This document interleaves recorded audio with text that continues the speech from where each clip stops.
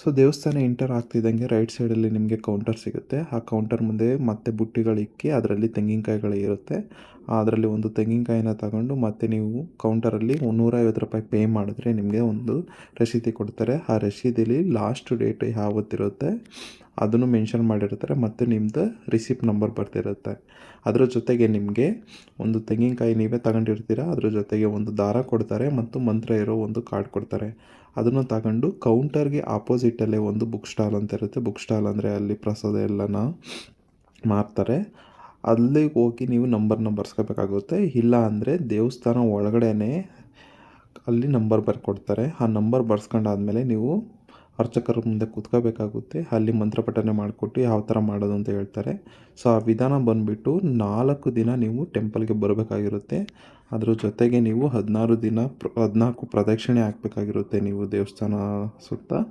ಮತ್ತು 108 ಬಾರಿ ಆ ಮಂತ್ರನ ಪಠನೆ ಮಾಡಬೇಕಾಗಿರುತ್ತೆ. 4 ದಿನದಲ್ಲಿ ನೀವು ಹೋಗಿರೋ ಒಂದು ದಿನ ಕೌಂಟ್ ಆಗುತ್ತೆ. ಅದ್ರ ಮಧ್ಯದಲ್ಲಿ 2 ದಿನ ಯಾವ ಥರ ಹೋಗಬೇಕು ಮತ್ತು ಲಾಸ್ಟ್ ದಿನ ಹೋಗಿ ಅಲ್ಲಿ ನಂಬರಲ್ಲಿ ನಿಮ್ಮ ರಸೀದಿಯಲ್ಲಿ ಯಾವತ್ತು ಬರೆದಿರ್ತಾರೋ ಆ ದಿನ ಕೊನೆ ದಿನ ಆಗಿರುತ್ತೆ. ಸೊ ನೀವು ಕೊನೆ ದಿನ ಬಂದುಬಿಟ್ಟು ನೀವು ಕಾಯಿ ಬಿಚ್ಚಬೇಕಾಗಿರುತ್ತೆ.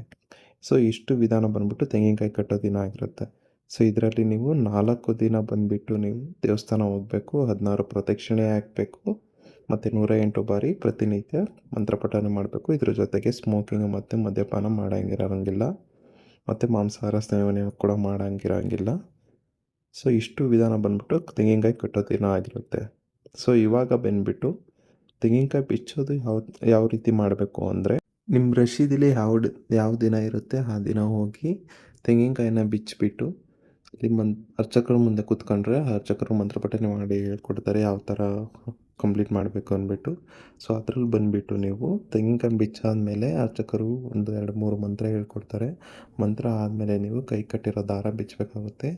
ಅದರ ಜೊತೆಗೆ ನೀವು ತೆಂಗಿನಕಾಯಿನ ತಗೊಂಡೋಗಿ ಮನೇಲಿ ಸಿಹಿ ಮಾಡಿ 4 ಜನಕ್ಕೆ ಹಂಚಬೇಕಾಗಿರುತ್ತೆ. ಸೊ ಇದು ಬಂದುಬಿಟ್ಟು ಕಾರ್ಯಸಿದ್ಧಿಲಿ ಪೂರ್ಣಫಲ ವ್ರತ ಆಗಿರುತ್ತೆ.